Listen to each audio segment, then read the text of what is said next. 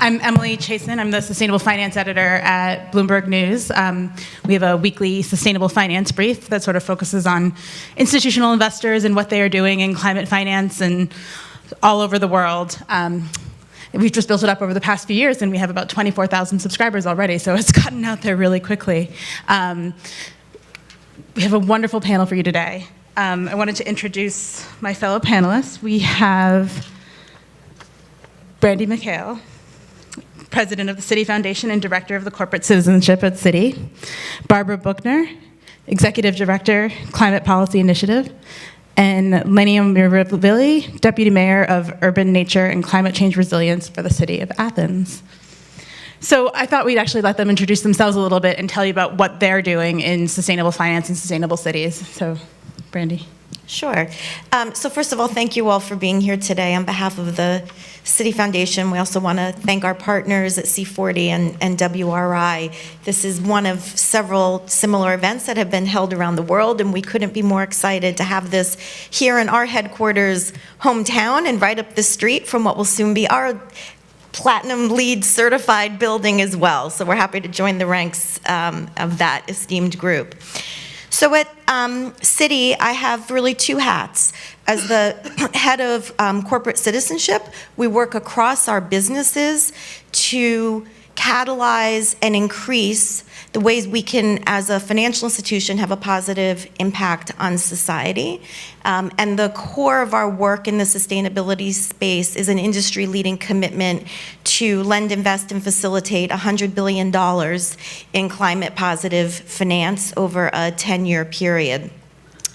All of that work is driven by our businesses. This is a markets strategy, but it's complemented by the work of the Citi Foundation, in which we invest in partners like C40 and WRI to work on solutions that make our cities places of opportunity more resilient and more sustainable for today, and putting in place the building blocks for tomorrow.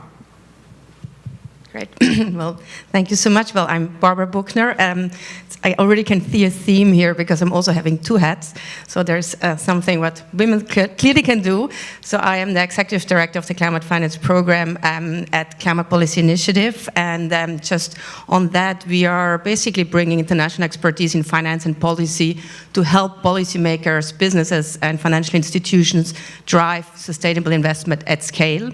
And as part of that, I'm having a second hat, which is the head of the Global Innovation Lab for Climate Finance, where we really drive to come up with concrete solutions and then pilots that can bring together public and private investors in order to come up with concrete projects around the world. And just on how this fits together, as part of the work we're doing, we are trying to understand how much money is flowing into climate finance more broadly, including in cities. What we've seen is that we have around $410 billion at the moment flying into that, but we also know that there is a big gap if you want to go get on the Paris Agreement pathway. And for this is where the lab comes in, where we really come up with a public-private initiative that is composed of experts in sustainable investment from the public and private sector. It is bringing together more than 60 partners around the world. And it does identify, develop, and launch transformative solutions that can really tackle some of the barriers and risks that we see in the market today. And in just a little over 3 years, we've managed to actually mobilize more than $1 billion in concrete investments for projects around the world. And many of these investments actually are going into sectors that really are critical for cities. We have a lot on clean transit, affordable housing, energy efficiency, and we do hope going forward that we will have a chance to accelerate more of the solutions for sustainable cities. And I do want to give a shout out here to Bloomberg Philanthropies, who is one of our funders and who have been instrumental in really working with us in this space. And I also want to just close by thanking the organizers for having me here, and also for organizing this Women4Financing session, which I think is great. And a final shout out, just to not forget, I do want to thank Hidalgo and Mike Bloomberg for their leadership really in this space. I think it needs to be said. That's a good point to start. Anne Hidalgo and Mayor Bloomberg and the organizers have played a really significant role for a lot of us that are today in public positions, especially people that have been working on issues that deal with climate change. I'm here representing the city of Athens, but also I'm a chief resilience officer, like Dan Zarili mentioned before, for the city of Athens, and the vice mayor for urban nature and climate change adaptation. And for us, it's been really important, the participation in networks such as C40, as well as 100 Resilient Cities, because that really helped us bring to a fore issues like climate change, adaptation and mitigation, which were, because Athens, as we all know, has been in this really a hard place for the last 7 years due to the economic crisis that it's been going through. Climate issues have not been in the forefront. People think a lot about issues that have to do with social welfare, with kind of economic development, and sustainability and resilience, especially coming through the networks of other cities, bring the discussions of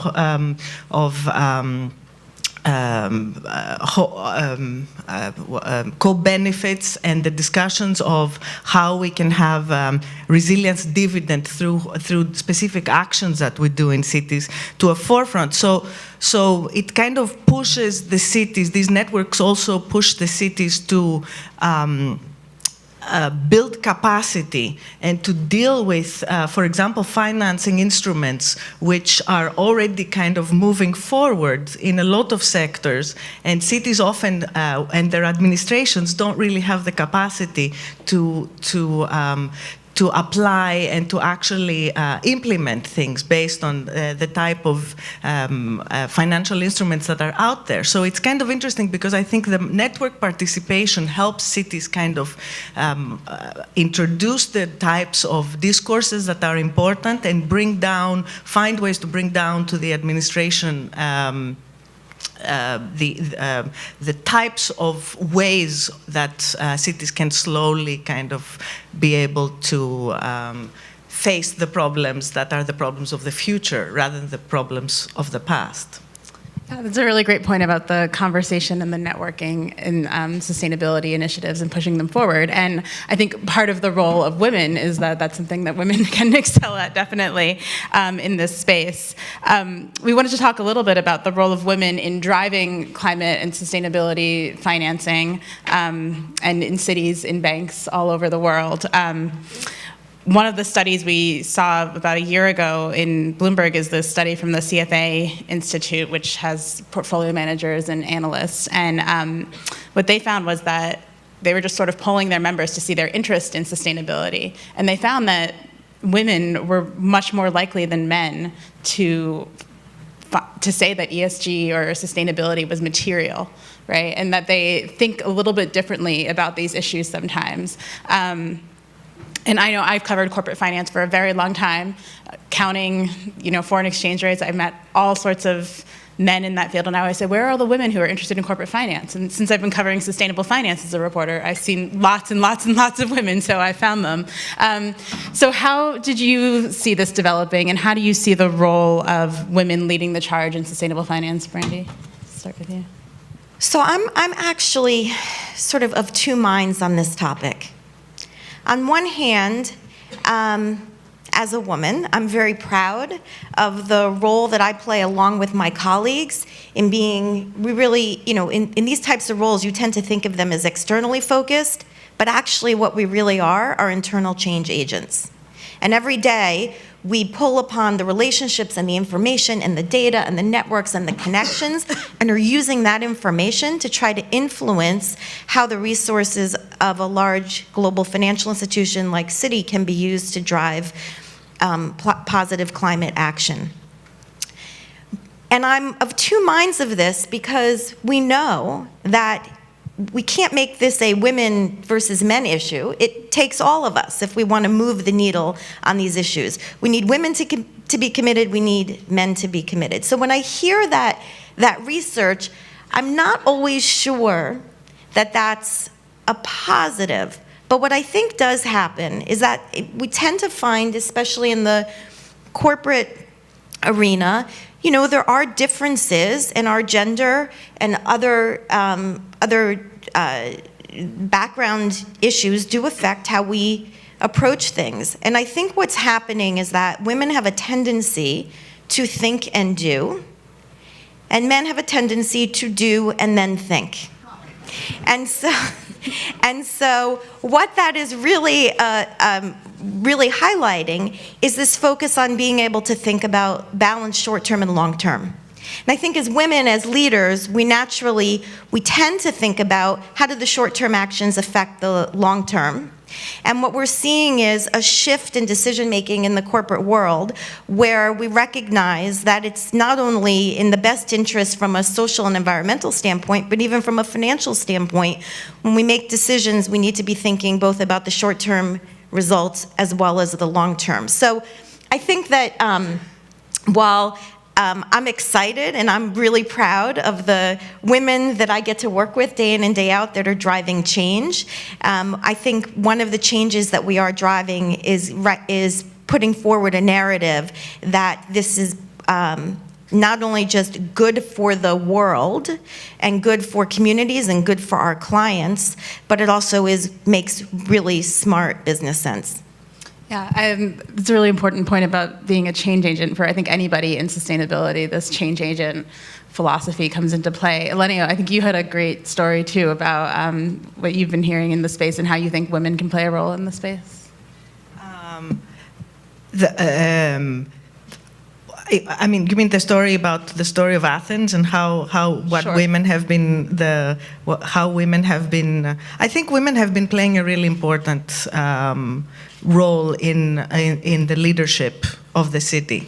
They are the ones that are much more open to participatory processes, much more than men are. They're much more open to considering issues that have to do with social, much more kind of seeing things in a more horizontal ways. And also we just recently got a loan from the European Investment Bank.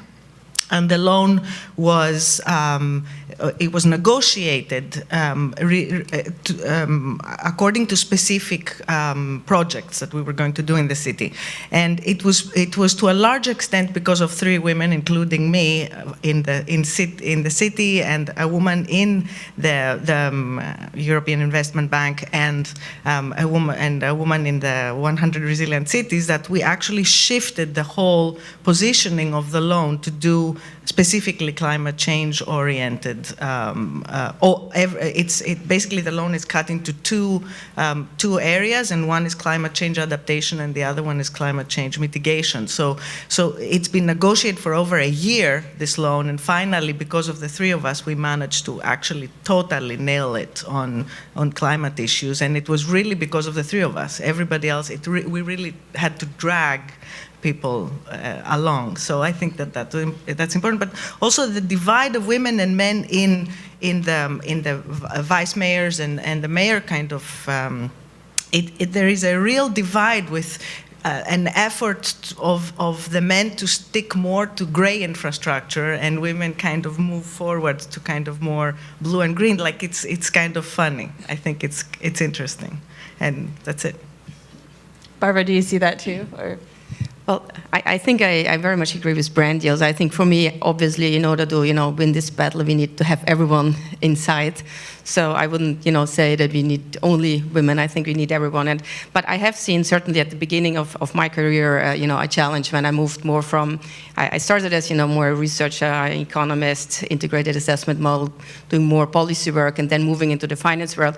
There certainly was a challenge, but I do think, as others here said, what I've seen is how we've managed to basically establish ourselves in this world, and how I think we can also communicate with others, how we listen basically, and can become bridges between, for me particularly, between the public and the private side, how you can translate some of the needs from both sides, how you are inclusive, but I think the networks and like reaching out to different, bringing everyone inside, and how you're transparent. I think this has been kind of some of the characteristics that at least have, I think, helped us to kind of overall kind of advance the pathway towards a better world. But again, I think, we're working, I think we've been working with both women and men, and then Joy, also my team, working with both women and men. But certainly I think we can learn from each other and how we can, what works best from both sides, and how can we make sure that we then move towards, acceleration and speed and scale quickly.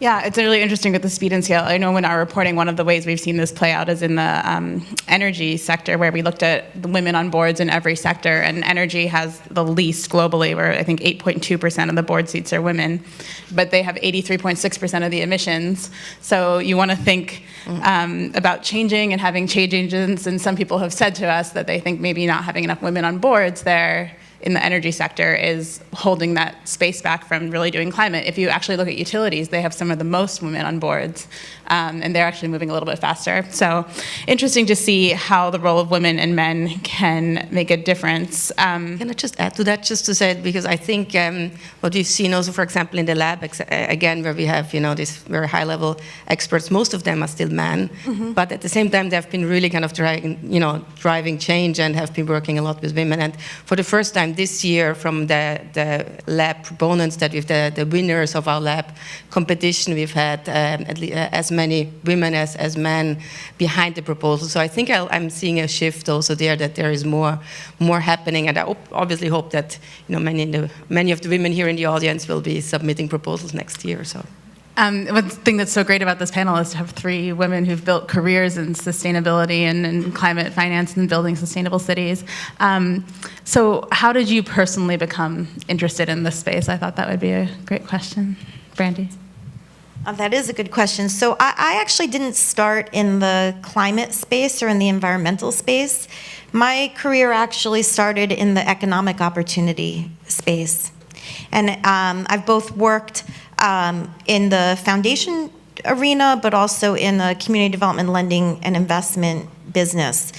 But really, again, both wearing 2 different hats and really figuring out how do we create more how do we increase opportunities for people to move up the economic ladder? And it was really only in the past few years that I began to realize that climate is an economic opportunity issue. And so these worlds have really come together in ways that I actually think we'd been working in silos for far too long. And we now see that we're coming together more and more. When we think about these worlds coming together, it also, though, presents both a challenge and an opportunity. The challenge is that we live in a world of finite resources. So I think we need to be really smart and intentional about how we're using these resources to generate the greatest impact that we can. And so trying to look for those 2-for-1 or 3-for-1 benefits is so incredibly important.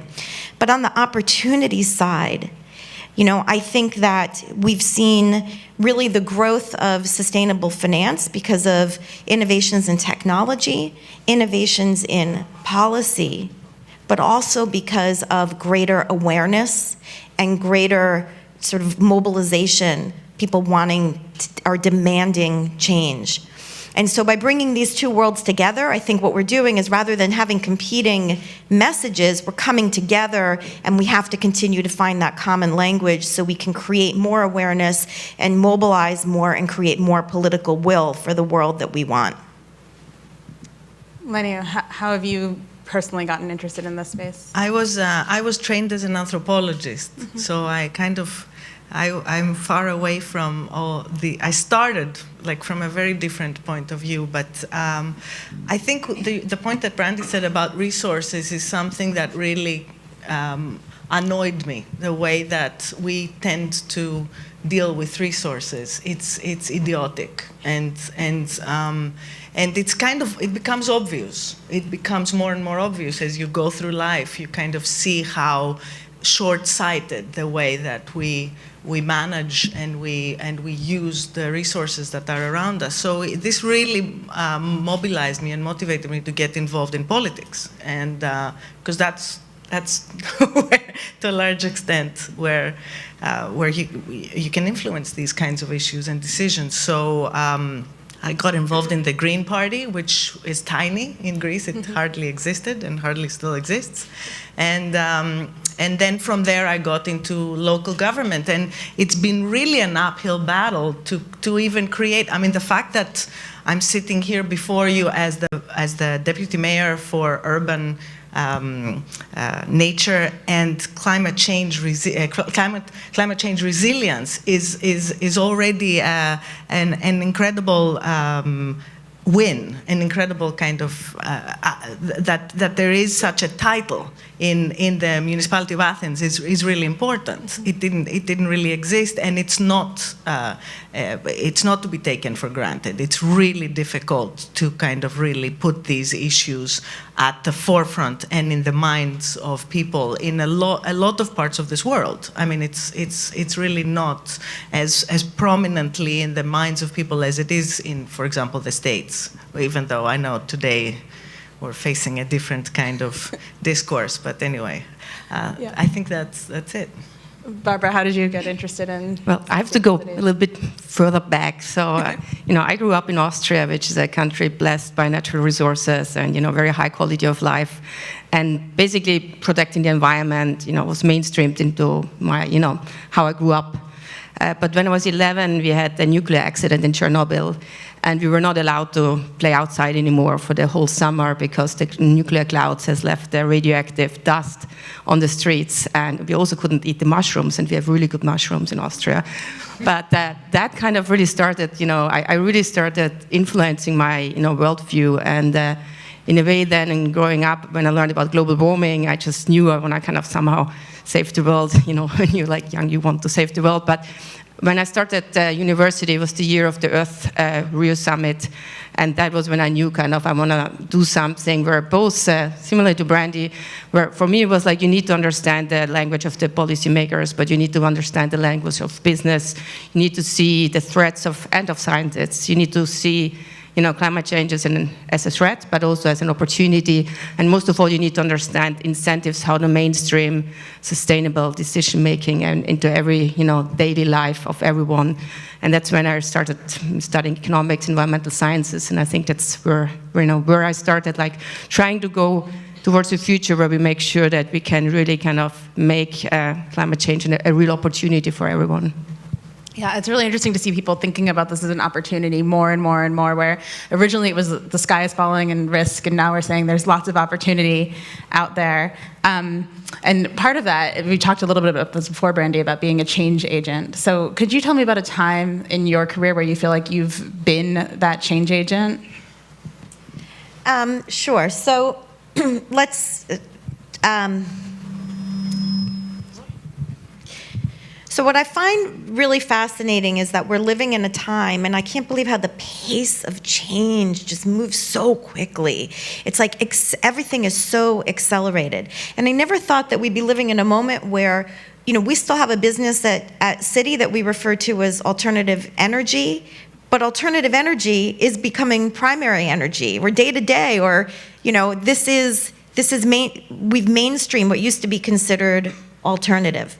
But we still are in a transition period from fossil fuels. And so one of the things that we've been working on is how do we continue to increase our financing of this transition to what used to be called alternative energy, while decreasing our financing and engagement with clients that are large producers of fossil fuels. And so, being that change agent, we had to, really make a decision, our team.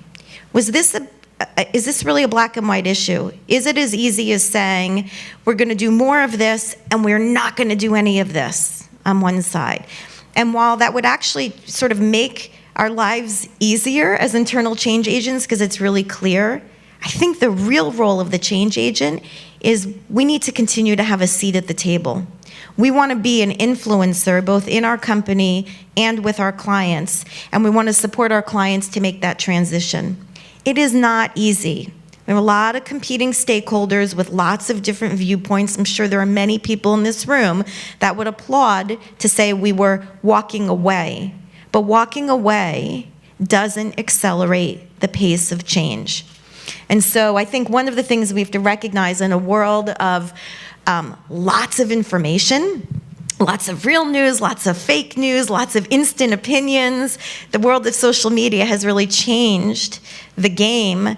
And so as a change agent, we see our role really as an influencer. And sometimes the pace of that change is not as quick as everybody may like. And sometimes those conversations are difficult and challenging, but we're committed to continuing to have a seat at the table and continuing to ask the hard questions and push for joint solutions. Yeah, it's really interesting, the pace of change. I know I've been covering sustainable finance for about 2 years, and the number of people who have gotten involved in the regions and the places. And I know a few years ago there was a story about a coal museum in, I think, Kentucky that started powering itself with solar panels. So you can see that stuff is moving really quickly. But also like bringing people along, right? Because people get left behind. There's different regions, there's different infrastructures that have to work together to move things forward. I think you've seen that in Athens, right, Eleni, about bringing people along and being a change agent. Can you talk a little about that? Yeah, I think again the crisis, the economic crisis in Athens, opened up the municipality to new types of collaborations that Athens wasn't used to. I mean, the municipality. So local authorities were kind of suddenly had to do private-public partnerships, had to kind of invite the civil society into kind of dealing with problems that civil society had ways to solve them in a decentralized way. So this has been, I feel I've been very much part of this change that has been happening in Athens. And the fact that I think a really important role was played by this strategy that we did, the resilience strategy that we did in Athens, which introduced again something that was really important, which was to get a very participatory process of how do you create a strategy with voices of people that usually are not heard, and with like a really kind of wide range of stakeholders participating in it, and setting goals that are long term, which is usually something that we don't do in my country. We're really kind of, and the last thing that was really important was the role of C40, because C40 played a very important role in Athens in helping us create data that we didn't have, data that actually created baseline studies that we can then create policy and implement things that we can measure ourselves. And politicians usually did not like that, to have KPIs and have ways of measuring what they do. So this is really important, and this has brought a significant change to Athens, and it's a very recent thing. And can you just tell us a little bit more about that resilience strategy and what the goal is of it? Well, Athens is in the 5% of the European cities that will suffer most from heat, from really high temperatures and significant droughts in the next decades. So it's, I mean, there's tons of other issues that are challenges for the city, but this is really an incredibly significant challenge, and it's not in the forefront of the minds of the people, and we really have to kind of run ahead of ourselves to try to prepare ourselves for it. Yeah, I've seen people talk more about heat and how that can affect productivity and just general. We now know that the productivity and different types of indicators for economic activity in the city falls after a specific, like I think it's 34 degrees Celsius. Every degree above 34, we see like a specific kind of drop in economic activity in the city. So tourism is one of our main kind of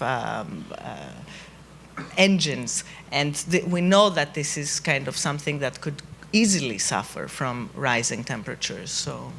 Yeah, it's a very multifaceted thinking. Can I add something? Yeah. You know, one of the original question was sort of describe a change agent moment. That's what I heard. And one of the things that I think has been really important, so we were one of the first financial institutions to have an environmental and social risk management function. And that function was started more than a decade ago. And I think one of the important things that we've seen in this kind of change agent role and driving progress is a shift from looking at every single transaction on a standalone basis and thinking more broadly about industries and sectors. We're never going to be able to keep up and reach the finish line or the goals that we want to achieve if we continue to have just transaction by transaction by transaction focus. It's like somebody said it's like drinking water out of a fire hydrant. We'll just, never be able to keep up. And so one of the other things that's happening is, in terms of being a change agent, is looking at it on an industry and sector basis. And I'm very, proud to say that we've made a commitment in the coal space. We made a public commitment and updated our internal policies on coal finance to reduce our exposure. We also recently, after our experience and the lots of things that we learned as one of the banks in the Dakota Access Pipeline, changed our policy related to Indigenous people and making sure that there's a uniform consult and consent process, both in developed and developing countries. And so I think while individual transactions can sometimes be the lightning rod that gets people to stop and to say, we have a crisis moment, the solutions have to be bigger than just thinking about an individual transaction. I have to jump in because you're absolutely right. And the question about the strategy is, Brandee actually put her finger on it, that it's a system, you have to go systemically. I mean, this is what is really interesting. Like, you can't identify specific kind of things that you have to target. You really have to see city as a system. And this is kind of what is really innovative about doing these resilience kind of approaches to cities. Yeah, I've seen a lot of wide net thinking and also future thinking. That's sort of a different skill set. Right. Maybe you have an opportunity to. Just to come in, I think I'm actually building on what has been said. I think for me the change agent moment was when I saw that the lab is working, and the lab, when we had this 1 billion threshold that we crossed, where we've managed to really kind of bring very different, private and public investors together. We have BlackRock on our membership. We have Bank of America. We have the World Bank. We have very different actors, and they actually, when we started that program, we weren't sure whether we would have success. But what we saw is that by bringing together all these actors and really kind of focusing on the overall transition that is needed, but also showing what's the opportunities and giving them a chance to factor in and contribute their needs in terms of how financial instruments need to be structured, what's the specific risks that need to be covered. I think by seeing how you can bring them together and then really kind of have a really kind of public-private dialogue there, you can get to real action. And we have seen with this 1 billion that we've actually had also almost a third from institutional investors, which again is something which we had not expected. So I think for me that this, seeing this dialogue, bringing actors together, convening them, and kind of starting to bridge the gap between sometimes how public and private investors think has been a real moment of, where I felt like, okay, we are getting there. We're at 1 billion, so we need to get to the trillions, but we're making small steps to go there.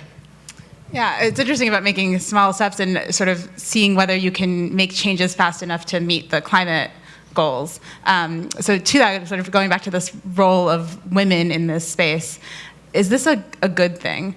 That's what we need to find out, I guess, because hopefully it's a good thing, right? But I know one thing I've covered for a while is corporate finance, and we see men and women on boards. And often, we were noticing a few years ago, the women who were joining boards were often being made the head of the audit committee of the board. And we said, is that a good thing? Like, it's great to have the woman on the board, but are they going to listen to her if she's the head of the audit committee and she's the only woman and she says something really serious about an accounting scandal at the company? That was like a big question. So I wanted to ask Brandee, is this, women are driving the change in this space. It's amazing to see networking and leadership in that, but what do they have to do to make sure that that's a good thing and everybody can come along with them fast enough to meet the climate goals?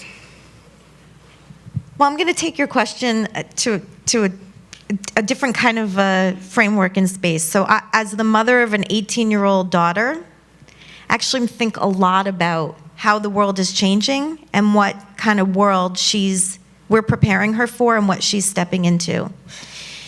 And it's incredible to me. One, I've been just so proud to see her and her friends and the youth of this generation waking up, sort of lifting their heads up from their cell phone a little bit every once in a while and getting politically involved here in this country and around the world.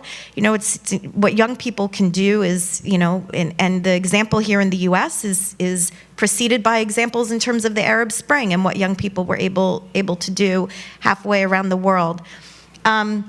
So one, I think things are changing.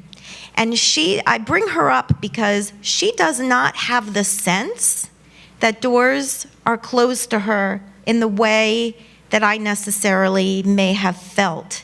She doesn't see the hill as steep as I necessarily did, because she sees role models. She sees those of us that are sitting in this audience that have been here, that have taken these roles. So I think we're in a moment of change where we're creating the new normal as we speak.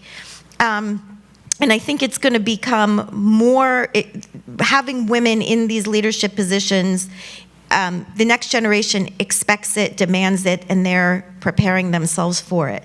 But we have this gap moment. And we need to be really intentional. And one of the things we need to do within our institutions is to continue to work to intentionally, I believe, to create those opportunities for both women and other members of the population, for diverse populations to have a seat at the table and to feel and create an environment where their voice can be heard. And I guess for me, my own personal sort of editorial on this is what I had to learn was how to feel comfortable raising my voice, especially in these sustainability discussions. Sometimes you're the lone dissenting voice. And I had to get comfortable with being uncomfortable. And I think we have an obligation to both create those talent paths for people, but also those of us who are in those current leadership and power positions to create an environment where diverse voices and opinions, where people feel comfortable expressing them. So it's really a two-way street. It's not just about people making that journey themselves individually, but making sure that the institution is open to it and creating an enabling environment. And that's really how you create a dynamic, I think, institution. And frankly, the companies that are here today, if they don't start doing this now, they are not going to be here tomorrow.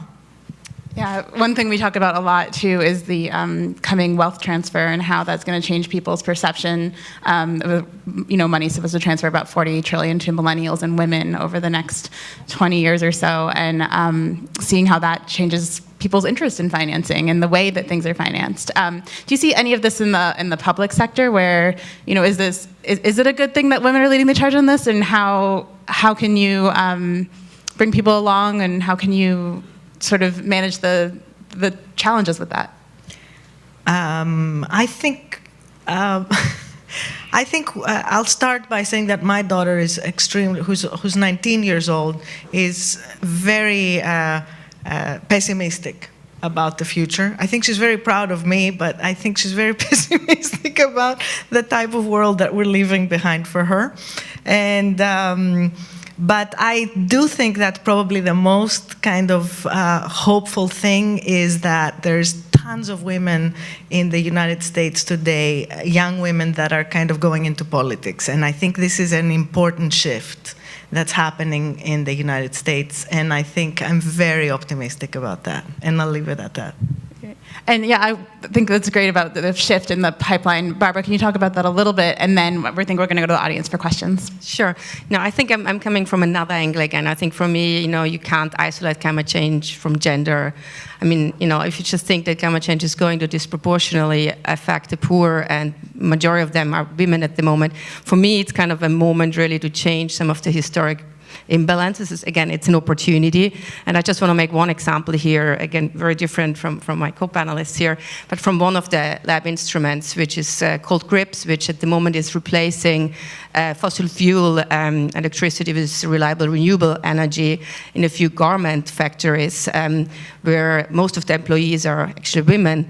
And not only does this, this change in technology reduce obviously pollution, reduce costs, and increase basically the productivity of these women there, but at the same time, this project is using the savings from this change in order to, for some of the women's empowerment initiatives. So they're setting them aside, and they're at the moment coming together with a kind of a global partnership with the fashion industry to really get that to scale. So I see, coming from another angle, I do see that there is lots of opportunities to really make sure that women will be kind of, part of this future in a different way. I just want to build on that and say one thing. I know we want to open it up to questions, but that, we have the data point that 80% of the people displaced by climate change are women. Right.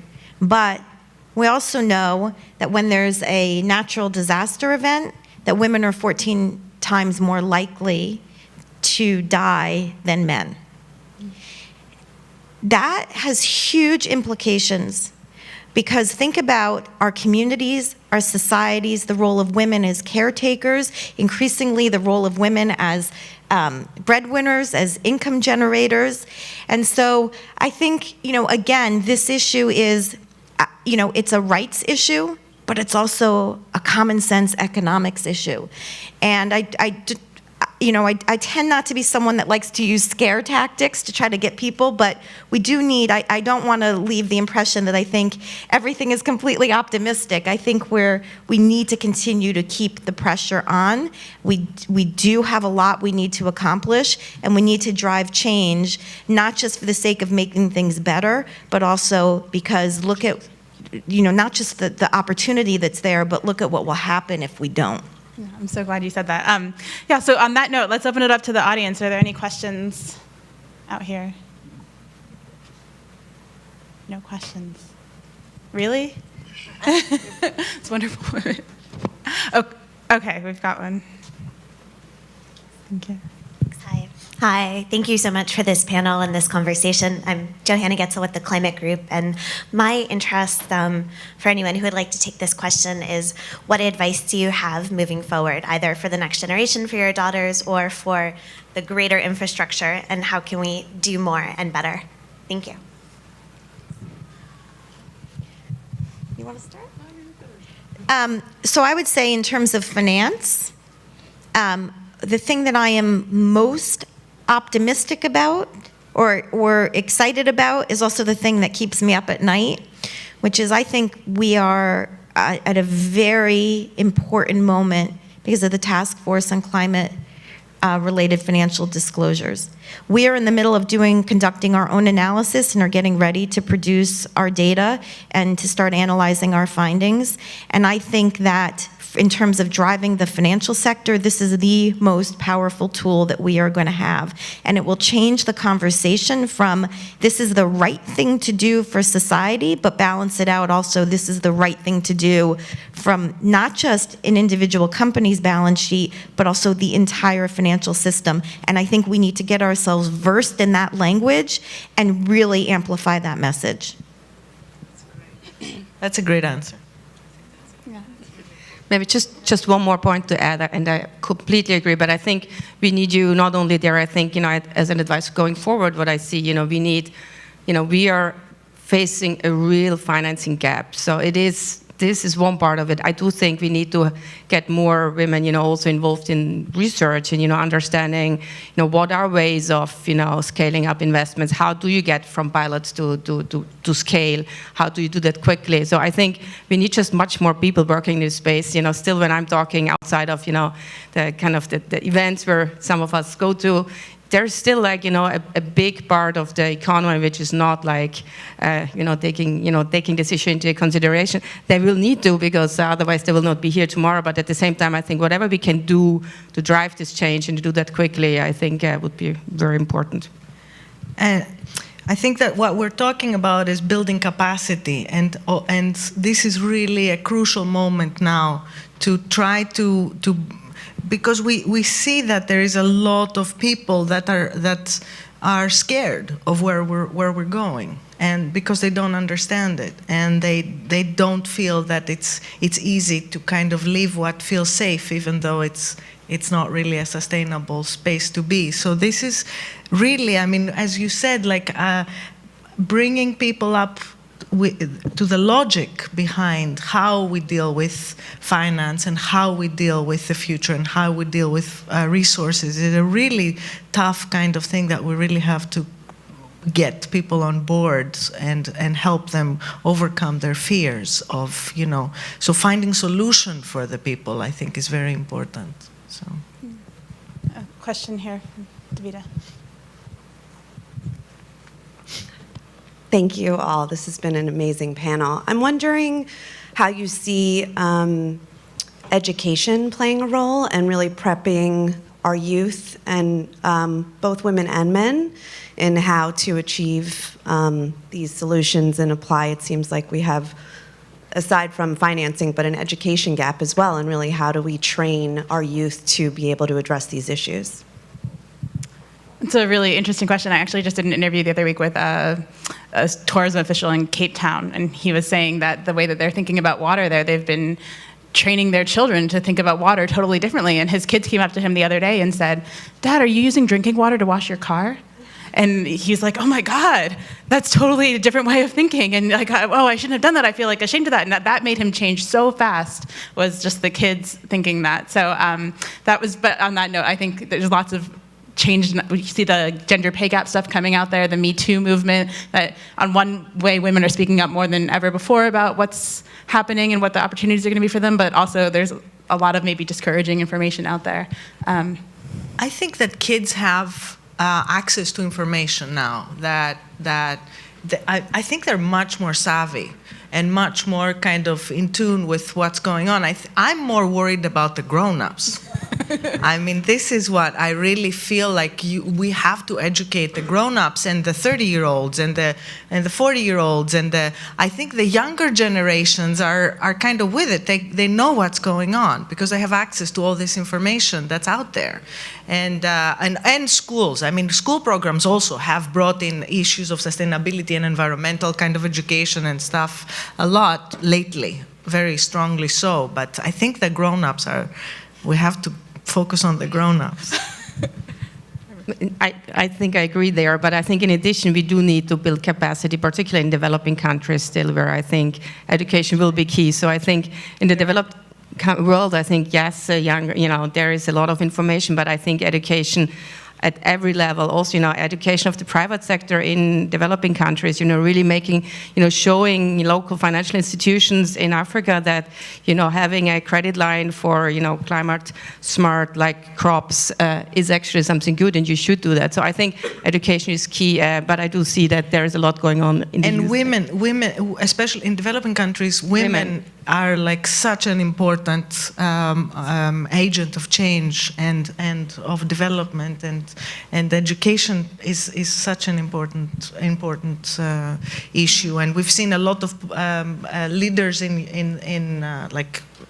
in previous administrations, etc., playing a really important part in that, in educating women, that we really need to move this along, especially for the world in general. That's a really great point about developing countries too, because they also have the opportunity there to sort of leapfrog and reach sort of the climate goals at almost a faster pace by building infrastructure the renewable way first. climate smart infrastructure. Great. Well, this was a wonderful panel. I've really enjoyed hearing from everybody. I've enjoyed the questions from the audience, and thank you.